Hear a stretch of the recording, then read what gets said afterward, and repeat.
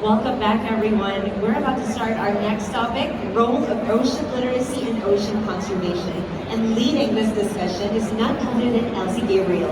She has had over 15 years of experience in environmental and ocean education, and she's been teaching students in local communities, focusing on future generations.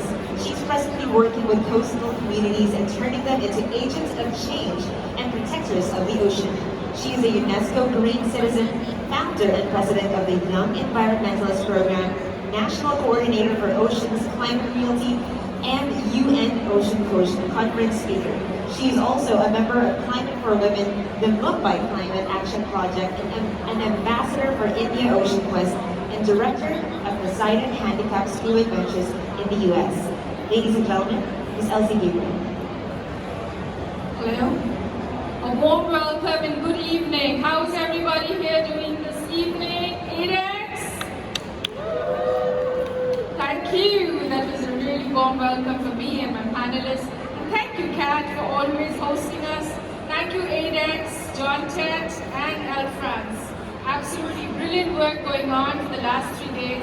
And as we culminate to an end, no better topic to discuss than ocean literacy, which is educating the next generation and the community, in fact, through our diving and non-diving communities about ocean literacy.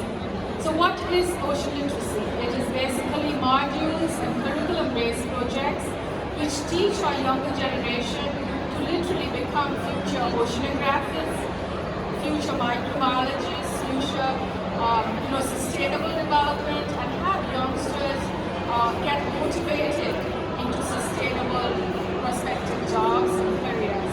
So it's a win-win situation, but unless we train, educate, and sow the seeds in our younger generation, they will never know. So we start ocean literacy literally from the mom and baby section to early childhood, and then go on to higher secondary. And therefore, this outline of ocean literacy's courses and modules prove that ocean research and literacy just doesn't have to be at research level or university level or scientist level. It has to start from the very early stages of education. Why? Because we're running out of time. Our planet is running out of time, and therefore we're in a hurry. There's no time left. Therefore, of course, we adults are doing enough in educating, and we're all doing our best trying to fight the climate crisis, but it's beyond that, equipping and handing down an intact planet to the next generation through ocean literacy. So this evening, I have with us Inez from Peru, UNEP, and the work that she does as well. She will introduce and talk to you, and she will describe and define ocean literacy with you. We have Miguel from Malaysia and Orca Nation, and he is a university student, so nothing better than to hear it from him. So thank you, Orca Nation, for joining us. Miguel, university student, you will hear it from him. So I invite more participants to really watch both of them speak, and later on do ask us questions if you have to, and we'll have an interactive session as well. So we'll start with Inez first, defining ocean literacy and also talking a few sentences about her work before we present the film. Yes, Inez. Thank you, Elsie. My name is Inez Gabriel. I am from Peru, and I have benefited from ocean literacy in a way because at 15 years old I learned what it was, the impact that we had on our ocean. But also for me, ocean literacy is not only learning about what the ocean is for us, but what we do to the ocean. So it goes both ways. I come from a country where we have an immense diversity of species in the ocean, where we have 5 out of the 7 turtles in our seas, and we're not protecting them enough. So my journey started in the plastic pollution space and really understanding the impact that we were having as humanity on the ocean. And as a young person, I got the chance to go and speak in many different schools and share with them as they were learning in their classrooms, what are we doing to the ocean and how can we change that? So for me, ocean literacy was what brought me into this world of understanding more of the ocean, but also understanding that actually we don't know a lot about the ocean. We know 50 times more about Mars and Venus than we do about the depths of the ocean. So that shows us where our concentration is right now. And really, ocean literacy is important so that we can continue to learn about the different species that are around. We have more than 10 million species, I believe, in the ocean. And each year, according to the UN, we're finding more than 2,000 species, new species that we didn't know before. So we're continuously learning about the ocean, and that's why we're here today, to share a bit more about what we've learned and also how we can help teach that to other people. That's wonderful, Inez. I have a very important question to ask you. About 15 years ago, you started your campaigning back in school. Did you have any curriculum that involved ocean literacy besides your biology class or anything else? No, so I went to a school where we weren't taught about the ocean, but then I joined an organization where the schools would call us. They didn't have it in their curriculum, but they would call us so that we could teach kids, because the teachers didn't have the knowledge to be able to teach it. And still today in my country, it's not a topic that's taught in schools. So that was Inez, all the way from South America, Peru. Fabulous work there. I'm so proud of you. And we're going to collaborate on ocean literacy and take it forward there and work together on it. Fabulous. So, over to Orca Nation. Miguel here from the Student University representative here. None better than a young generation speaking up for him and his tribe, right? Absolutely brilliant here to be having with us. Thank you so much. All right, so when you define ocean literacy, Miguel, do you already have it in your curriculum? Are you part of the sciences or the arts or the commerce? And also tell us a few lines on the importance of fieldwork, getting out there into the ocean, into the beaches, diving, and seeing ocean literacy. What are the pages and the modules into the ocean? So what does Orca Nation do and your role on ocean literacy? Thank you. So, hi everyone, my name is Miguel. I come from Singapore, but I studied overseas at the University of Tasmania. So, Tasmania is a place that's very, very different than Singapore. The people there are have a more ocean-ethic mindset, and they know more about what is going on all the way down near the southern oceans to one of the most pristine places in the world, Antarctica. So, coming from Singapore, we are an urban nation, a city-dwelling nation. We are so busy with what we do in our lives that we forget what we do have in our backyard. So just shout out to Ellfrance over there and those in Singapore is working so hard to raise awareness of what we have, coral people and the seagrass people. But what we do need to remember is that in Singapore we do have a thriving ecosystem hidden beneath all this silt that mass transportation in terms of large vessels are bringing through our waters. In terms of ocean ethics, I'll talk a little bit about what Orca Nation does and why I decided to join them. Coming from university in Tasmania, we had a lot of field work experience in the most beautiful areas, talking about terrestrial life instead of marine life because everything in our ecosystem is connected. But our alpine environments as well as our oceans are in jeopardy due to enhanced climate change and the increase in CO2 levels in our planet. So, in these fragile ecosystems such as marine habitats and alpine habitats, we can see the impact of pressures that have affected all these biodiverse areas. And whilst Inez has said we are discovering new species each year, the fact is we are actually losing far greater amounts on an annual basis. And this is why fieldwork and outdoor education in terms of learning hands-on is so crucial to the younger generations. Because without seeing what is out there, we are not aware of the true nature and the true damage that we are doing. The fact is, as optimistic as we are trying to be, scientists have already predicted that we've already gone past the point of no return. But what we can do now is try to mitigate our actions by educating. And I believe education is the best way of teaching everyone and making the biggest impact. It's cliche, but with every tiny action that we do, and you multiply the 7 billion people and the increasing population that's happening on Earth right now, we will be able to make a big change. And it starts with our younger generations first. By inculcating an ocean ethic, which is what we Mission do, into a younger generation, such as our local schools and our international schools, this is how we instill a passion for our oceans as well as our habitats on Earth, and how we will create change in the world. That's a brilliant take from Miguel and from the University of Tasmania. Brilliant, absolutely, all the way to Singapore.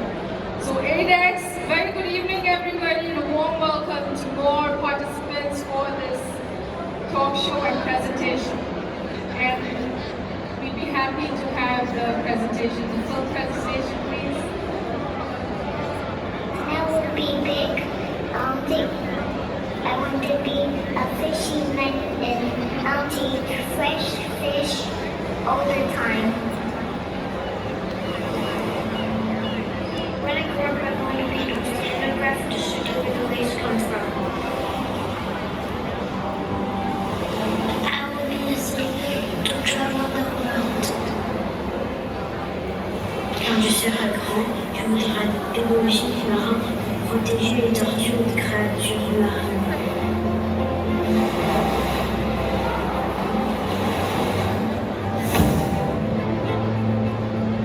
Sustaining and preserving the ocean will depend on the next generation of ocean professionals. They are the future of our planet ocean. But how can we make these kids' dreams come true? Are we really aware of how our day-to-day actions affect the ocean?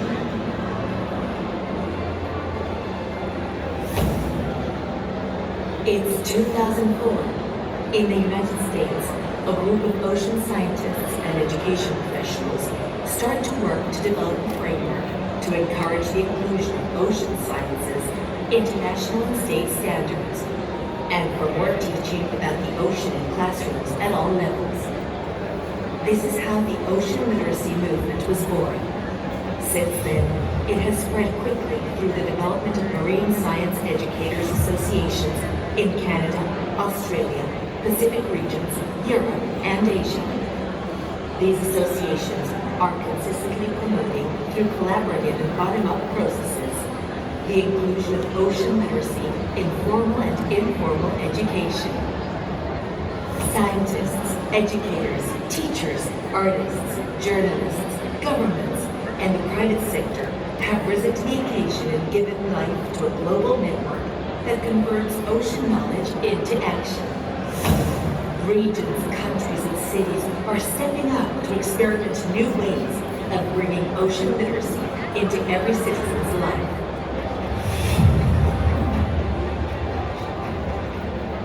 Portugal translated the Ocean Literacy Essential Principles in 2011. The European Union, Canada, and the United States elevated ocean literacy as one of the cooperation priorities.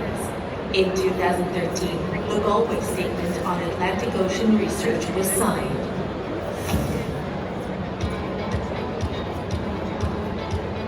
Supporting the implementation of the Galway Statement led to two Horizon 2020 projects, Sea Change Project and Response Seeable, aiming to make European citizens more ocean literate.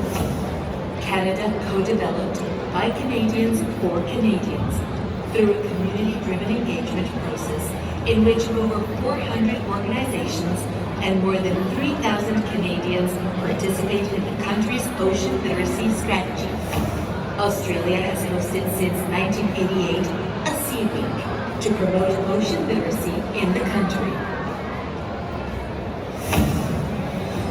Combining its global expertise in ocean science, culture, and education, UNESCO has led ocean literacy efforts around the world. Presented in 2017 at the first UN Ocean Conference, the UNESCO's Ocean Literacy for All initiative paved the way for the launch of the Global Ocean Literacy Portal.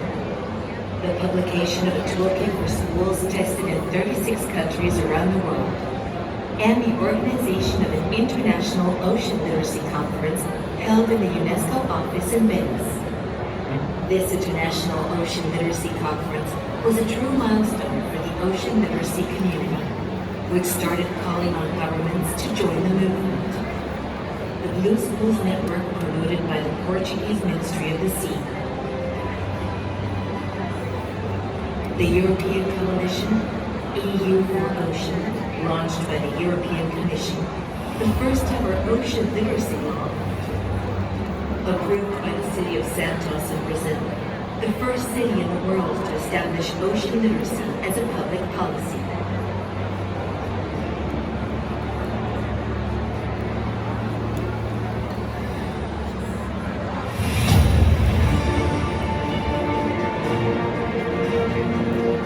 Ocean literacy ambitions continue to grow, and the Ocean Literacy with All initiative is now underway to meet one of the major challenges of the UN Ocean Decade: reshape humanity's relationship with the ocean. Ocean Literacy with All wants to advance ocean literacy through international partnerships and networks, implementing transformative local and global activities and projects by and for diverse stakeholders. From grassroots initiatives to international, regional, and national initiatives, the ocean literacy moment has arrived. The Intergovernmental Oceanographic Commission of UNESCO has launched a proposal for a new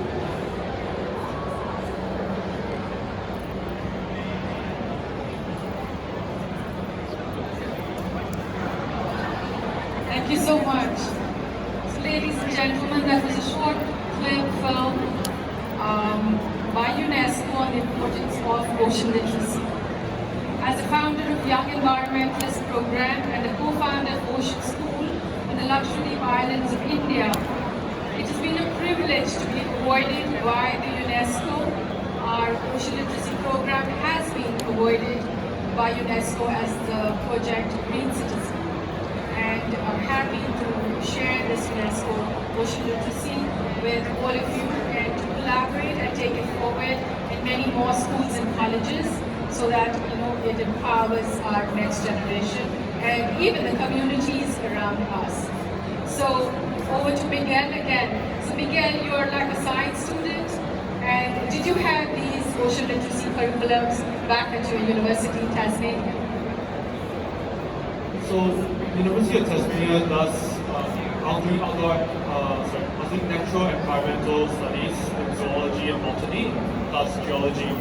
So, the university course I was studying already talks a lot about the damage and what's happening in the environment firsthand. We hear from our lecturers on a constant basis about what's happening in our oceans, what's happening on the land. And as I mentioned earlier, Tasmania being such a sensitive biosphere there, you see the changes there in very dramatic ways. Recently, in December, Tasmania had the highest recorded temperature in 100 years and the lowest recorded temperature in 100 years. So you can see this drastic change. How much was it? Temperature recorded? 34 degrees in summer, so that's pretty hot. But the main thing I want to say is because Tasmania's temperature is linked to the ocean, it's important to know what is going on in the ocean. Our university, because I did a zoology course, we don't dwell so much into the oceans per se, but from what I share amongst the youth group there, I have friends doing marine Antarctic science, and they fill me in every week about what's happening in the polar regions and around Macquarie Island, offshore island near Antarctic in the Ldecorp station. So we learn firsthand what is happening in our host pristine environment, Antarctica, and think of Antarctica as a litmus test for what is going on with our environment. And because I know this information, this tells me a lot about what's happening on our and I hope to tell everyone this is what's should be happening now south. So Miguel, my question was, did you have ocean literacy curriculum in the university? No? Yes. We You didn't. did. Okay. And is your future looking at a career in the sustainable conservation world? Yeah. Does ocean literacy inspire you now to take on a career? Indeed, this is why I joined organization because they are an ocean literacy and ocean ethic grounded company. So what's your next course of direction? Means after graduating, you're going to be taking on another subject. So what's your subject choice? Well, I'm thinking of going further into research, and it's undecided at this point, but it goes two ways, either research or I think what's more important is education outreach. Excellent. And as a diver, do you feel the importance of, today we are here at ADeX, so therefore do you feel as a diver, ocean literacy is also important to us, either scuba diving or free diving, right? So as a diver, what does ocean literacy literally mean to you? Because we are divers, we are the first ones to see what is happening under the waves. We see the damage that's happened, so we are the ones who can inform everyone else above the surface what is going on underwater.